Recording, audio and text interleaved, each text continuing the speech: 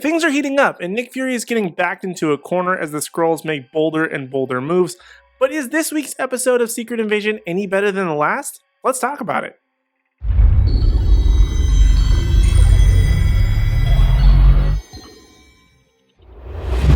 What's up, Nerdgenic Nation? Superhero nerd Aaron Waller here, and today I wanted to talk about episode 2 of the Marvel Disney Plus series Secret Invasion. But before we do that, let's first take a moment to talk about our partner Boosteroid. Boosteroid is a cloud gaming platform that allows you to play many popular PC titles on practically any device. Before Boosteroid, there were many popular games that I wanted to revisit, like the Batman Arkham games, The Witcher, and Star Wars Battlefront 2. But without a high-powered PC or wanting to spend a ton of cash rebuying these games, this all seemed just about impossible. Boosteroid, however, solves that problem by providing you with unlimited cloud gaming time using its service. And the best thing is all you need is a basic internet connection to enjoy it. For just under $10 a month, you can sign up to play popular games via the cloud. You can jump in and play multiplayer or play popular RPGs and never have to worry about constantly keeping up with the latest specs required for each title. And to make it even sweeter, Boosteroid's library of games increases on a weekly basis, as they were just recently purchased by Microsoft, so many of their titles like Gears 5, Grounded, and Deathloop will be available to play through the service very soon. So what are you waiting for? You can try out Boosteroid using the link in the description, and by signing up, you're helping to support this channel. And with that, let's go ahead and get back into my thoughts on Secret Invasion Episode 2. Now last week, I got absolutely slammed online for saying that the Skrulls staying in their human forms in New Skrullos was dumb, as it undermined their cause despite them being in a safe space.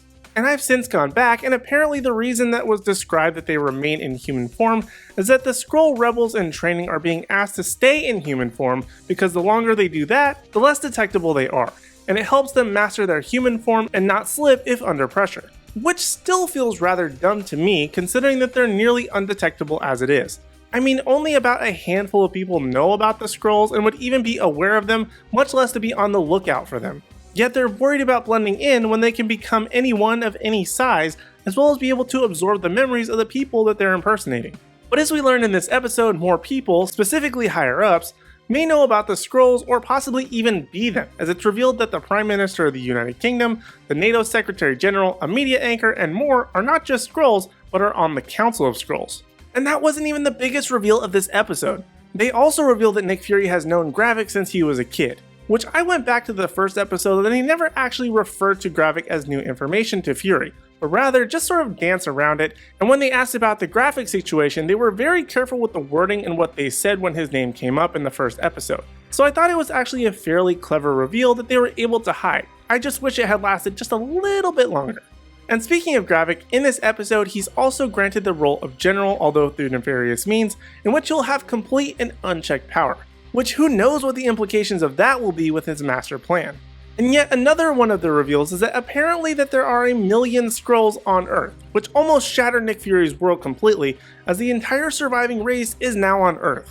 Which actually makes me question why have none of them fallen in love with or potentially mated with humans in their 30 plus years of being here on Earth. And as is revealed in the end of the episode, Nick Fury himself is even married to a Skrull. So that isn't completely out of the realm of possibility. And I'm sure that they'll try and say how the DNA between humans and Skrulls may be incompatible and thus they cannot mate. But it seems that Gravik's team is looking for something related to DNA that will advance their race. Could that be to further infiltrate mankind by becoming even more like them and even having some type of hybrid? I think that could definitely be a pretty solid theory.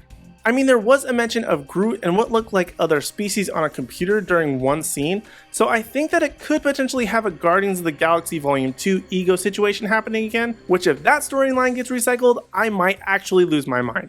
But we'll just have to wait and see how that plays out.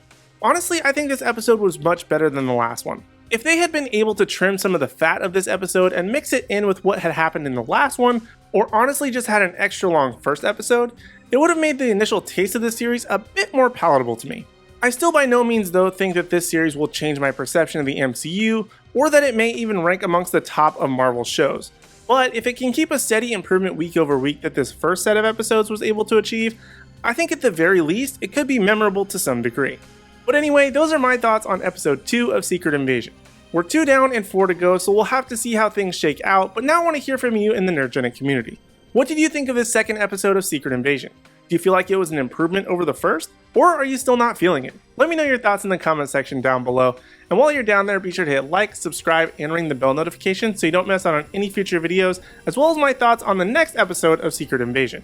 And also be sure to give us a follow across all social media platforms at Nerdgenic. That way you don't miss out on any special news, announcements, or articles at nerdgenic.com.